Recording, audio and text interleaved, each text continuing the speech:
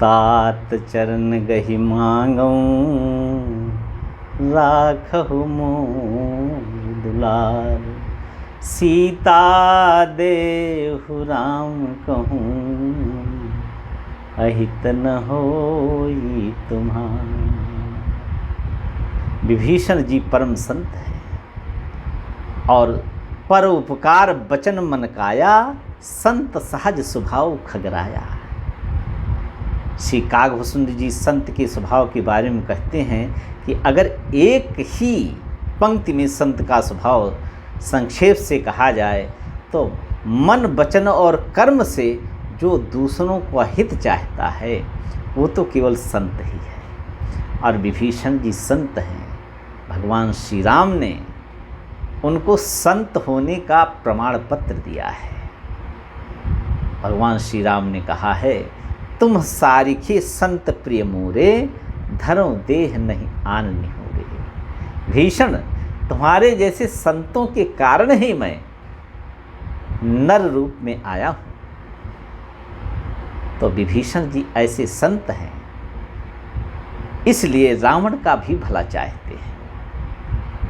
रावण के चरण पकड़ लिए भगवान श्री राम के बन जाओ, इसलिए रावण के चरण पकड़े विभीषण जी ने। और जो संत समुदाय है वो सदा से यही चाहता है कि जो परमानंद है वो तो भगवान श्री राम के चरणों में ही है।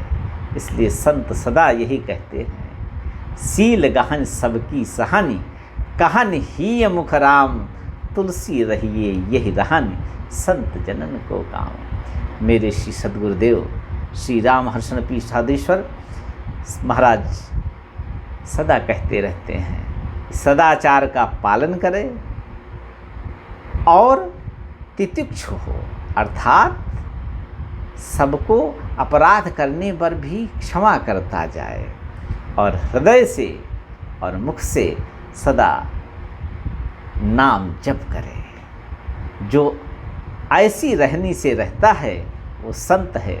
और विभीषण जी वस्तुतः संत हैं, क्योंकि विभीषण जी इसी नाम जप के प्रभाव के कारण हनुमान जी को आकर्षित कर सके। हनुमान जी ने जब सुना कि यह संत हैं, क्योंकि उठते ही उन्होंने ते ही समय विभीषण जागा, मनमोह तरक करे कपि लागा, ते ही समय विभीषण जागा, राम नाम ते सुमिरन कीन्हा, हृदय हर्ष कपि सज्जन कीन्हा। सज्जन की एक पहली विशेषता तो ये है कि निरंतर संत नाम निष्ठ रहते हैं। और ऐसे संत विभीषण जी ने जो नामनिष्ठ हैं, उन्होंने रावण जैसे अहंकारी पापाचारी के चरण पकड़ लिए। क्यों? इसका उपकार हो जाए।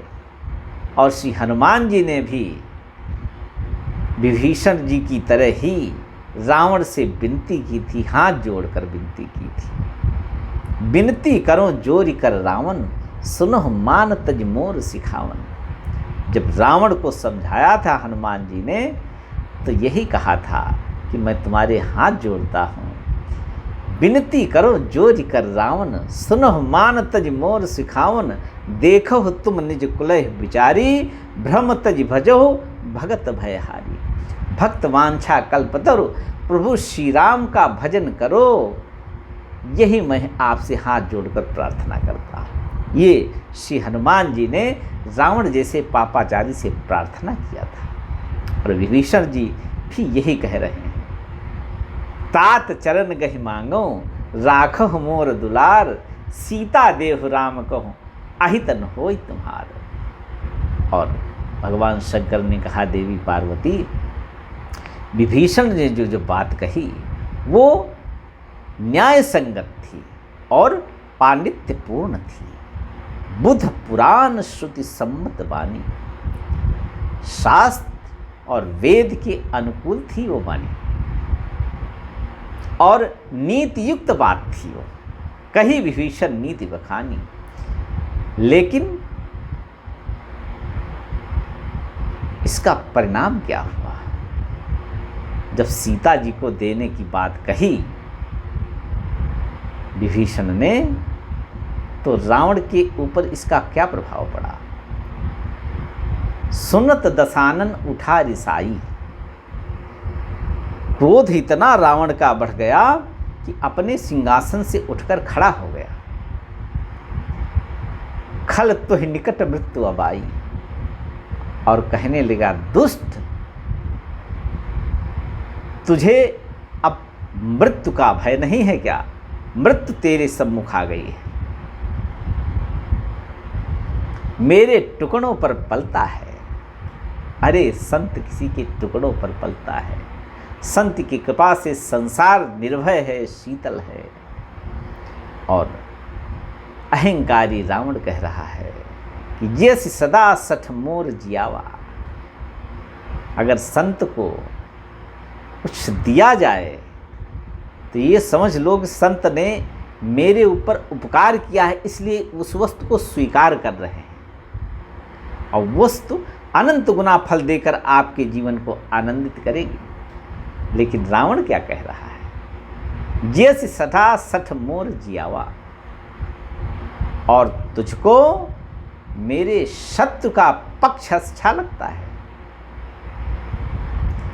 जैसे सदा सठ मोर जियावा, रिपकर पक्ष मूढ़ तुहि भावा। और विभीषण से कहने लगा, कहा से न खल असको जगमाही।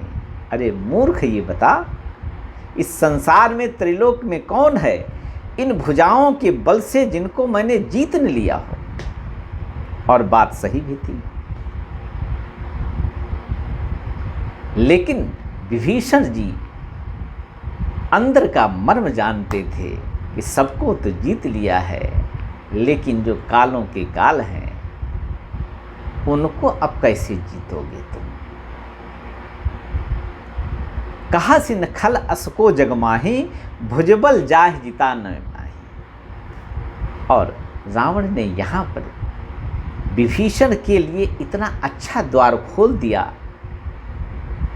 जिसमें विभीषण का कल्याण है। जियसि सदा सठ मोर जियावा, रिपकर पक्ष मूढ़ तुहि बावा। कहा से न खल असको जगमाही, भुजबल जाह जिता मैं नाही। और फिर कहा, मम पुर बसी तपसिन पर प्रीति। रावण तो वेदज्ञ थे, त्रिकाल संध्या करता था रावण, लेकिन दूसरों को नहीं करने देता था। क्यों? यह जो त्रिकाल संध्या है, ये द्विज के लिए सर्वस्व प्रदान करने वाली है, और रावण को सर्वस्व मिला भी, लेकिन उस शक्ति का दुरुपयोग किया रावण। रावण ये समझ गए थे कि विभीषण को प्रभु श्री राम के चरणों में अनन्य अनुराग प्राप्त हो गया है। इसलिए रावण ने विभीषण से क्या कहा? मम पुर बस तपसिन पर प्रीति। अगर इसका भाव हम इस तरह से करें कि मेरे जैसे राज्य में रहने पर भी, जहाँ पर सारे निशाचर, कोई भी भगवान राम को मानने वाला नहीं है, कोई भी वेद मार्ग को मानने वाला नहीं, ऐसे समाज में रहकर भी प्रभु श्री राम से प्रीति करते हो, विभीषण आप धन्य हो। क्योंकि रावण तो कुल सहित सबका उपकार करना चाहता है, और रावण सोचता है कि एक तो वैष्णव है मेरे कुल में जो सबका उद्धार कर देगा। इसलिए रावण कहता है, मम पुर बस तपसिन पर प्रीति। और कितना बड़ा बात कही, सठ मिल जाई तिनहि कहो नीति। विभीषण, अब जा करके उन्हीं के शरण में पड़ो जिनके लिए मुझसे कह रहे हो कि उनकी शरण में जाओ। अब तुम उन्हीं की शरण में चले जाओ। क्यों? रावण समझता है कि मैं तो उनकी शरण में जाऊंगा नहीं, मैं उनकी शरण में गया तो जो पापाचारी हैं उनका उद्धार कैसे होगा? मेरा तो उद्धार हो जाएगा, लेकिन मेरे सहारे जिन्होंने पाप किए, जिनको उन्होंने जिंदगी भर पाप कर्म में लगाए रखा, उनका उपकार कैसे होगा। इसलिए रावण मन में सोचता मैं तो नहीं जाऊंगा। लेकिन तुमने कहा ना कि तात चरण गहि मांगो राखो मोर दुलार, मुझे छोटे भाई का जो वात्सल्य है वो प्रदान करो। तो अब छोटे भाई के ऊपर सबसे बड़ा उपकार करने जा रहा हूं। रावण बहुत विद्वान था, कितना बड़ा उपकार किया विभीषण के लिए। सठ मिल जाए तिनहि कहु नीति, मानो बड़ा भाई आदेश दे रहा, उपदेश दे रहा है कि जा उन्हीं प्रभु श्री राम की शरण में जा, और उनको ये नीति और धर्म बहुत ही अच्छा लगता है। उन्हीं को सुना। विभीषण तब भी नहीं गए। दोबारा रावण ने ये बात कही कि विभीषण तू यहां से चला जा। पहली बार तब कहा था जब विभीषण ने कहा था मुनि पुलस्त शिष्य सन कही पथई यह बात, तुरंत समय प्रभु सन कही पाई सो अवसर तात। और मालवंत ने भी जब ये कहा कि विभीषण नीतिगत बात कह रहे हैं, तो रावण ने कहा कि दूर न करो यहाँ है कोई, रिप उत्कर्ष कहत सठ दो, दूर न करो यहाँ है को। तो मालवंत तो चले गए थे, लेकिन विभीषण जी नहीं गए थे। और अब यहाँ पर विभीषण जी से दोबारा फिर रावण ने कहा सठ मिल जाए तिनह कहु नीति। अब अगर रावण को इस पक्ष में देखा जाए कि रावण ने जो पहले कहा था होई भजन न तामस देहा, मनक्रम वचन मंत्र दृढ़ेहा। रावण ने जब सीता जी का हरण करने का विचार बनाया था, तब यही सोचा था खर दूषण महिषम बलवंता, इन्हीं कुमारे बिन भगवंता। बिना भगवान के खर दूषण और त्रिशरा को कोई मार नहीं सकता, क्योंकि वो मेरे बराबर पराक्रम के हैं। इसलिए जो भगवान ने अवतार लिया है तो मैं उनसे बैर करूँगा, और फिर प्रभु मुझे मारेंगे और मैं उनके बाणों के द्वारा अपने प्राणों का उत्सर्ग करके उनके धाम में पहुंच जाऊंगा। मेरी मुक्ति हो जाएगी और कोई रास्ता अब मेरी मुक्ति का है नहीं। और मैं अकेले मुक्त क्यों हूँ? मेरा पूरा समाज मुक्त हो, ये उपाय चाहता है। अब भगवान श्री राम आएंगे और अगर युद्ध होगा तो रावण को तो मार देंगे परिकरों सहित, लेकिन विभीषण बचा रहेगा और वो शरणागत होगा नहीं, इसलिए बंदी बनाया जाएगा। ऐसा सोच रहा होगा संभवतः रावण। इसलिए रावण ने कहा सठ मिलु जाए तिनहि कहु नीति। रावण ने देखा अभी मेरी आज्ञा का पालन नहीं कर रहे हैं विभीषण, इसका मतलब है मेरे प्रति इनके मन में ममता है, और भगवान को कौन प्राप्त कर सकता है? भगवान को वही प्राप्त कर सकता है जिसने भगवान को ही अपना सर्वस्व माना हो। अगर किसी दूसरे को अपना मानता है तो फिर इसका मतलब है प्रेम में कुछ कमी है। अभी रावण के प्रति विभीषण में यत् किंचित अनुराग है। रावण को ये बात समझ में आ गई, इसलिए रावण ने उस अनुराग की रस्सी को भी तोड़ दिया।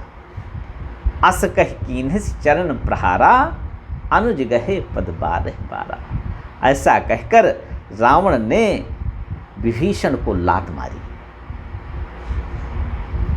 विभीषण ने फिर चरण पकड़ लिए, रावण ने फिर लात मारी, विभीषण ने फिर पकड़ लिए चरण, और रावण ने फिर लात मारी। ऐसा बहुत बार हुआ।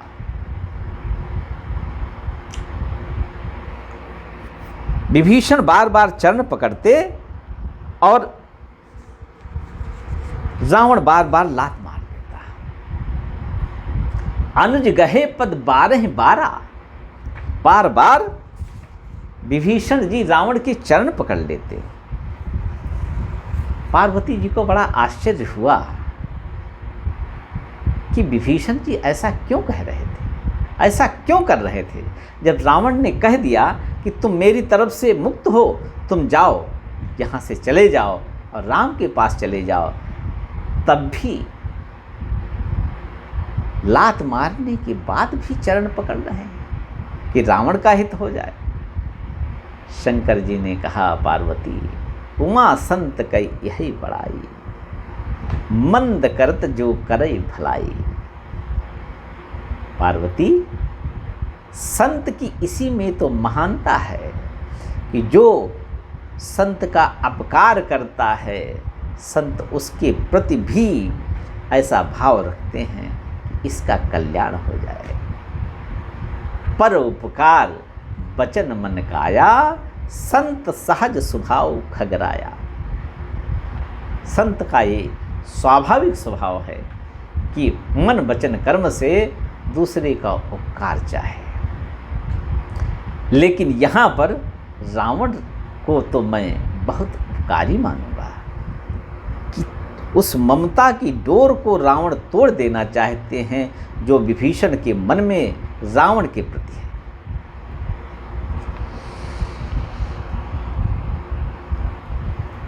विभीषण की अब पूरी ममता रावण के प्रति निकल गई और रावण ने कहा, मैं तो आपके को पिता के समान मानता था, लेकिन आपने बड़ा भला किया जो यहाँ से मुझे छुटकारा दिला रहे हैं। तुम पितुसरी से भले ही मुझे मारा और आप तुम निष्कासन का आदेश दे चुके हैं, राजाज्ञा है, अब मुझे जाना पड़ेगा। लेकिन मैं अंतिम उपदेश, अंतिम प्रार्थना आपसे करता हूँ जिसमें आपका परम हित है। राम भजे हितनाथ तुम्हारा, राम का भजन करो, राम राम करो, इसी में तुम्हारा हित है। क्यों? क्योंकि कलि नाम काम तरु राम को, राम का नाम सदा कल्प वृक्ष रहा है। इसलिए विभीषण ने यही कहा रावण से कि राम का भजन करो। भजन क्या है? नाम जप करना ही भजन है। ये मैं नहीं कह रहा हूँ, परम पूज्य जानकी महल के सामने एक संत रहते हैं, नामनिष्ठ संत श्री प्रभुदास जी महाराज। उनकी दास पर बड़ी कृपा रहती है। साथ में रहने के कारण हो सकता है उनको ऐसा लगा होगा कि मेरी बात का उतना आदर और उतनी प्रतिष्ठा ये नहीं समझ रहे हैं। जो बार बार वो कहते थे निरंतर नाम जप करो, उसी में सब कुछ मिल जाएगा, दूसरी जगह जाने की कोई आवश्यकता नहीं, बस नाम पकड़ लो, सारे तीर्थ वहीं उपस्थित हो जाएंगे। तो प्रभुदास जी ने मुझसे कहा, तुम ये टिफ़िन है, ये दे आओ एक संत को। कहाँ रहते हैं संत? उन्होंने बताया श्री अवध धाम में जो राजघाट है वहाँ पर वो संत रहते हैं और निरंतर वो नाम जप करते हैं, सियाजू राम निरंतर किया करते हैं। इसलिए आदर पूर्वक सब लोग उन परम संत को सियाजू राम ही कहते हैं। और कृपा पूर्वक प्रभुदास जी महाराज ने मुझे उनके पास भेजा। वो टिफ़िन लेकर मैं उनके पास गया और संत को देखा। आहा, संत के मुख पर आनंद की लहरें उठ रही थी। देखकर ही कोई भी समझ जाए कि ये संत जीवन मुक्त संत है, कृतकृत्य संत है। प्रणाम किया, बैठ गया और कई लोग आए उनके पास। मैंने निवेदन किया उनको कि प्रभु ये बताओ कि भजन क्या होता है। उन्होंने कहा, बच्चा रगड़ के सीताराम करो, यही भजन है। ये उन परम संत श्री जानकी घाट राजघाट श्री राजघाट के परम पूज्य संत सियाजू राम का वचन है। तब मेरी समझ में आया कि नामनिष्ठ प्रातः स्मृति पूज्य संत श्री प्रभुदास जी महाराज ने मुझे उनके पास क्यों भेजा था, भजन का अर्थ जानने के लिए कि भजन का अर्थ क्या होता है। और यही बात विभीषण जी हनुमान जी विभीषण जी रावण से कह रहे हैं, तुम पितु सरिस भले मोहि मारा, राम भजे हितनाथ तुम्हारा। अगर कर राम का भजन करोगे तो तुम्हारा हित है। वेदों ने स्थित करते हुए यही बात प्रभु श्री राम के सामने कही है। जे ज्ञान मान विमत्त तव भव हरनि भक्ति न आदरी, ते पाई सुर दुर्लभ पदादपि परत हम देखत हरी। लेकिन विश्वास करि सब आस परिहरि, दास तव जो होए रहे, जपि नाम तव बिनु सम तरहि भव, नाथ सो समराम है। आपका नाम जपने से साधारण तौर पर जीव इस माया के बंधन को काटकर आपके परम धाम को प्राप्त कर लेता है। ऐसा वेदों ने भगवान श्री राम के सन्मुख बंदी वेश में आकर स्तुति की थी, उस समय जब भगवान का राज्याभिषेक हुआ था।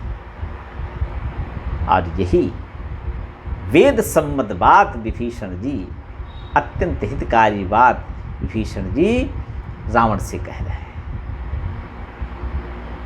सब साधन सिरमौर है, राम रटन सुखदान, हर्षण आस बिहाय सब, जपहि नाम धरि ध्यान।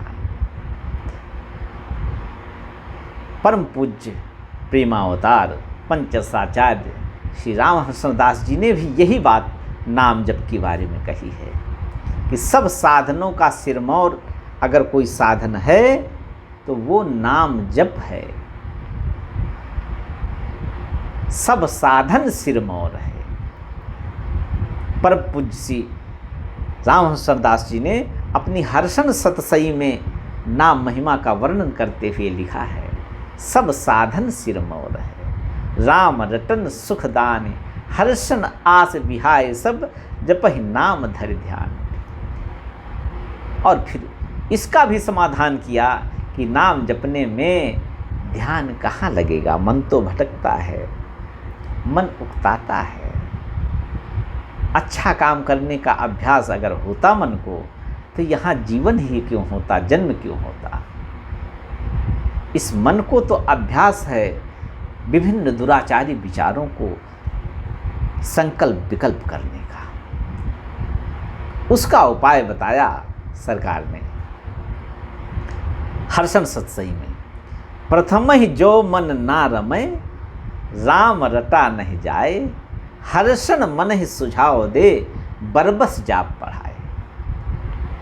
अगर मन नहीं मानता, नाम नहीं जपता, तो मन को सुझाव दे कि मन तुम इधर उधर किस कारण भटक रहे हो। सुख पाना चाहते हो, शांति पाना चाहते हो, विश्राम पाना चाहते हो, परम सुख की खोज कर रहे हो, इसीलिए भटक रहे हो।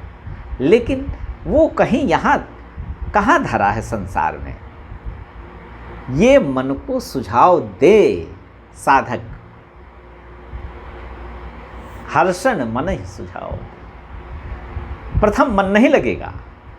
संतों का ऐसा मत है कि प्रथम मन लगेगा ही नहीं नाम जप में। प्रथम ही जो मन ना रमय, राम रटा नहीं जाए। जब नाम जप न किया जा सके, मन भागे उधर उधर, मन उबने लगे कि क्या नाम जप कर रहा हूँ, तो हर्षण मन ही सुझाव दे। मन को सुझाव दे कि नाम जप करते करते करते करते एक दिन तुझको वो मिल जाएगा जिसकी खोज तू अनंत जन्मों से कर रहा है, परम विश्राम मिलेगा। हर्षण मन ही सुझाव दे, बरबस जाप बढ़ाए। और नाम में मन न लगे तब भी जीभ से सीताराम सीताराम सीताराम सीताराम सीताराम सीताराम सीताराम सीताराम। दवा तो पहले कड़वी लगती है, लेकिन बाद में पूर्ण स्वस्थ कर देती है। और जो संत हैं वही वैद्य हैं, और ये दवा सेवन करो, सब रोगों की रामबाण औषधि है। जन्म मरण रूप जो ये रोग हो गया है, इसकी रामबाण औषध तो केवल नाम जप ही है। इसलिए बरबस जाप बढ़ाए, बरबस चुप करना चाहिए। और यही सुझाव विभीषण जी रावण को दे रहे हैं। तुम पितु सरिस भले ही मारा, राम भजे हितनाथ तुम्हारा। राम नाम का भजन करने से तुम्हारा हित है।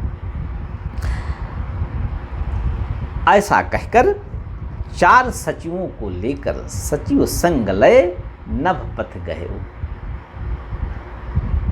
विभीषण के साथ में आयुध से युक्त 4 सचिव हैं, जिनको लेकर विभीषण जी नभ पंथ से, क्योंकि वो तो राक्षस जाति के थे, इसलिए उनको इन सब मायाओं का ज्ञान था। और आकाश मार्ग से विभीषण जी चले। और विभीषण जी के भी हाथ में गदा है। उस समय वाल्मीकि रामायण में आया है कि विभीषण जी के हाथ में गदा थी, और चारों जो उनके मंत्री थे, जिनको साथ में लेकर वो चले थे, उनके भी हाथ में आयुध थे। और विभीषण जी जब लंका से चले हैं, उस समय रात के 12 बजे थे। रावण की सभा तो रात में ही चलती है, राक्षसों की सभा तो रात में ही चलती है। क्योंकि रावण थे, दिन में संतों की सभा चलती है, और संत रात में विश्राम करते हैं, और प्रातः ब्रह्म मुहूर्त में उठकर फिर भजन चालू कर देते हैं। क्योंकि युक्ताहार विहारस्य युक्त चेष्टस्य कर्मसु युक्त स्वप्नावबोधस्य योगो भवति दुःखः। भक्ति योग जो है, भजन जो है, वो भगवान से मिलाने वाला है, इसलिए वो योग है। भगवान ने गीता में, श्री कृष्ण जी ने गीता में अर्जुन से कहा है, गीता के 6ठे अध्याय में, युक्ताहार विहार से, जो साधक है उसको युक्त आहार लेना चाहिए, जो सात्विक आहार हो, भजन में अनुकूलता प्रदान करे, भजन में बाधा न बने, और युक्त विहार भी करे, एक जगह बैठा न रहे। सीताराम सीताराम करते हुए योगासन थोड़ा कर ले, थोड़ा टहलना कर ले, ताकि स्वास्थ्य अच्छा रहे, शरीर अच्छा रहेगा, तब ही साधना बन पाएगी। क्योंकि धर्म और कर्म जो भी होगा वो सब शरीर से ही होगा, इसलिए शरीर को स्वस्थ रहना बहुत जरूरी है। स्वर्ग अप और अपवर्ग, स्वर्ग नरक अपवर्ग निसेनी, ज्ञान विराग भक्ति शुभ देनी।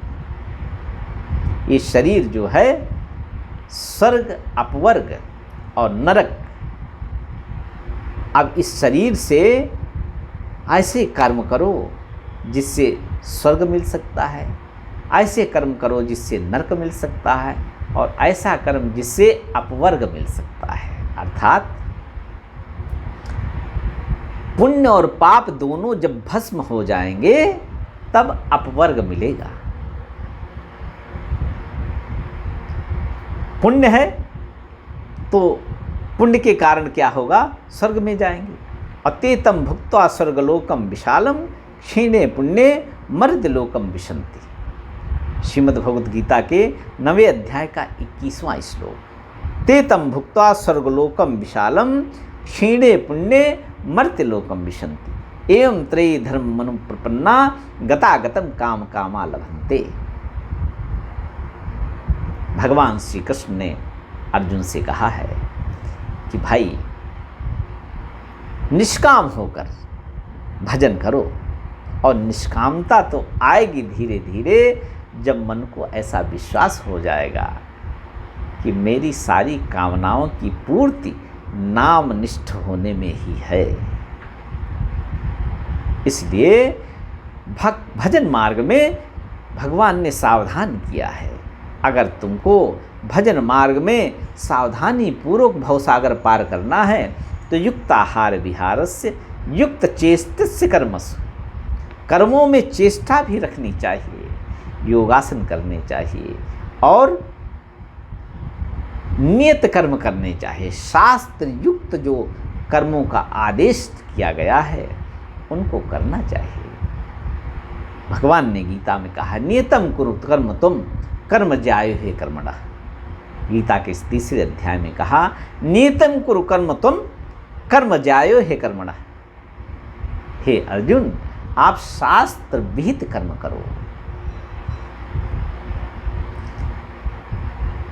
और निठल्ले की तरह बैठे रहने से साधना और कृतकृत्यता नहीं आएगी। शरीर यात्रा जनते प्रसिद्धेद अकर्मणः।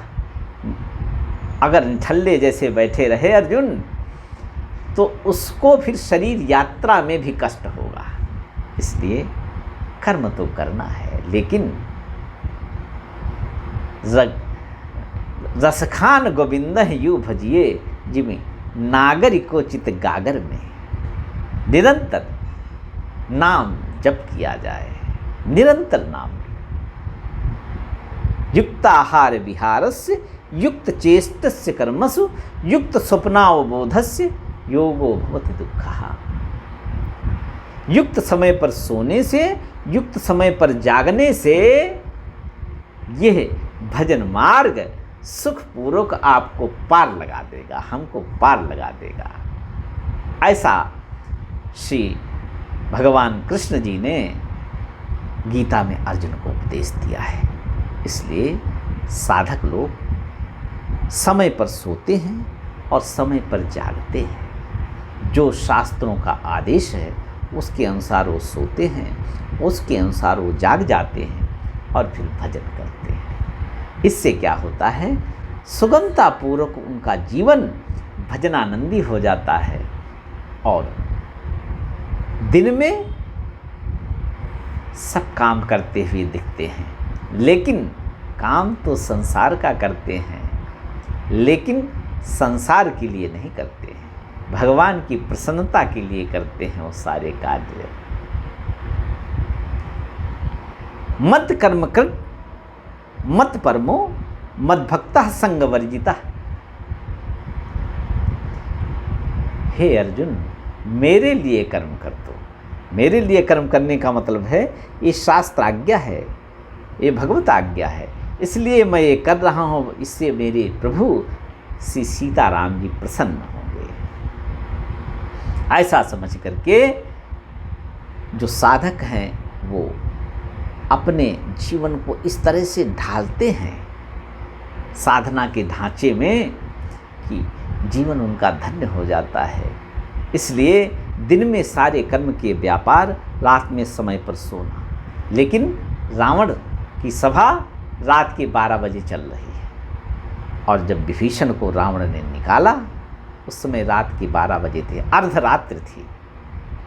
और विभीषण जी रावण से ममता का पूरी तरह से परित्याग करके अब भगवान श्री राम के चरण कमलों में पूरा अनुराग प्राप्त करके चले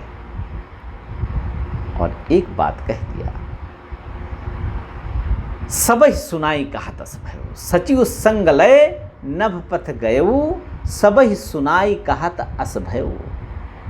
सबको बता दिया, भैया मेरे साथ जिसको चलना हो चल सकता है, वहाँ पर सबके लिए दरबार में जगह है।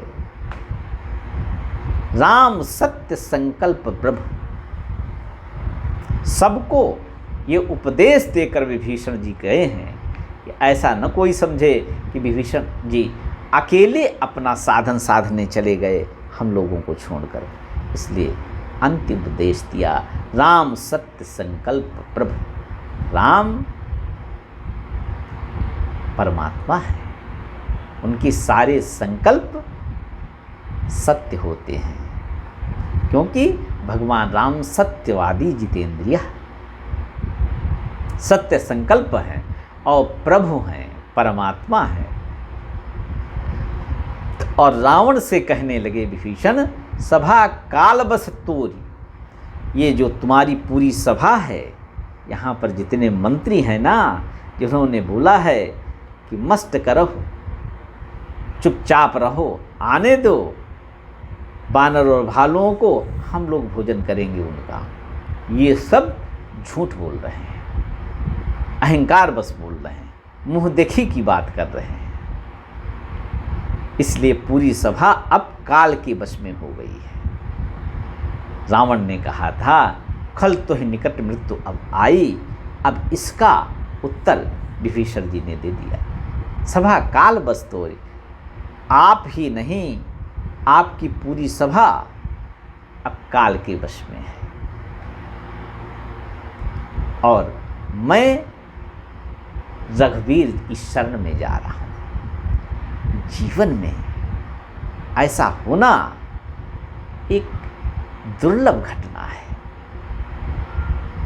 वैराग्य का हो जाना और ये समझ लेना कि भगवान श्री राम का नाम और उनके चरणों की शरण ही जीवन का परम पुरुषार्थ है, ये बड़ी बात है। और ये विभीषण जी को समझ में आ गई। विवेक चूड़ामणि में भगवान आद्य शंकराचार्य जी ने कहा है, वैराग्य बोधो पुरुषस्य पक्षिवत पक्षो विजानी विचक्षण तुम। और विमुक्त और उसके बिना, वैराग्य और बोध के बिना, विमुक्त सौधाग्रतलाधिरोहणम ताभ्याम बिना नान्यतरेण सिद्धति। मुक्ति की अट्टालिका पर किसी को अगर चढ़कर आनंद से विहार करना है तो उस जीव रूपी पक्षी के पास दो पंख होने चाहिए। वैराग्य बोधो पुरुषस्य पक्षिवत,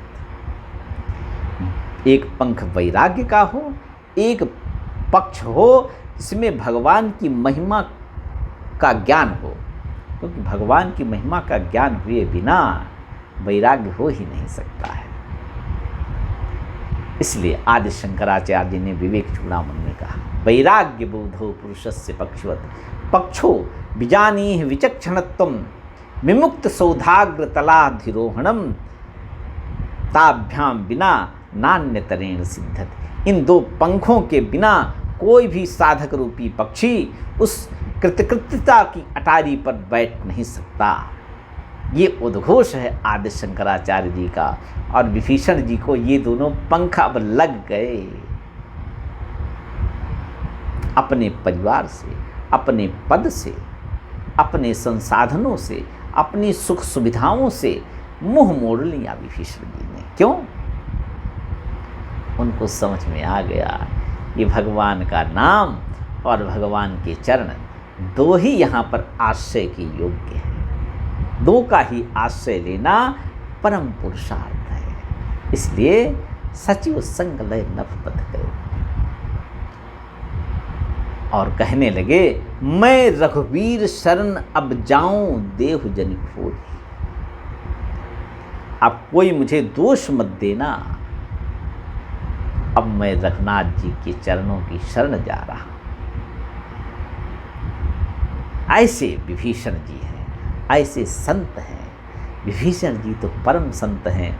उनको भी ममता थी कुछ, और रावण के चरण प्रहार से उस सारी थोड़ी बहुत जो ममता थी वो गल गई।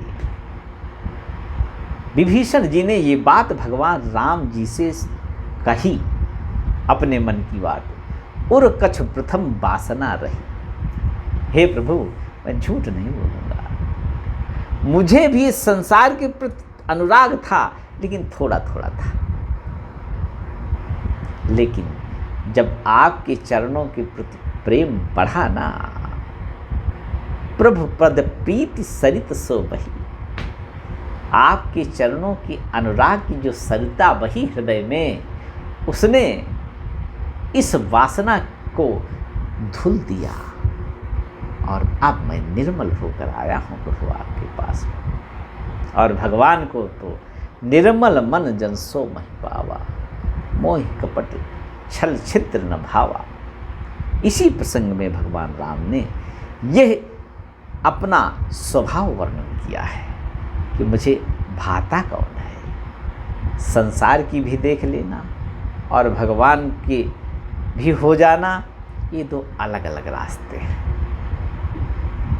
इसलिए निरंतर जो नाम जप करेगा, महापुरुषों का ऐसा मत है, शास्त्रों का ऐसा मत है कि जो नाम निष्ठ होगा उसकी वासना धीरे धीरे क्षीण हो जाएगी।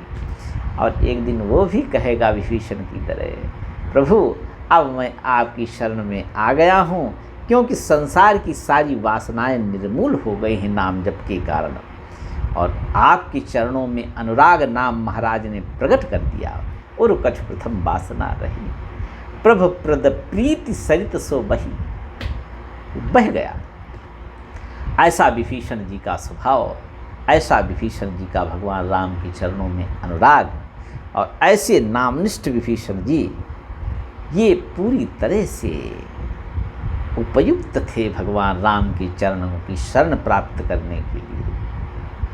अब इसी प्रसंग के साथ वाणी को विराम।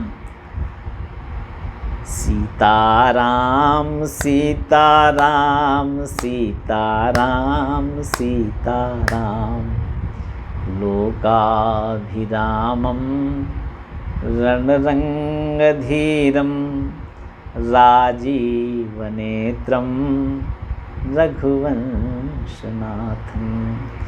कारुण्यरूपं करुणाकरन्तं, श्रीरामचन्द्रं शरणं प्रपद्ये। सियावर रामचंद्र भगवान की जय।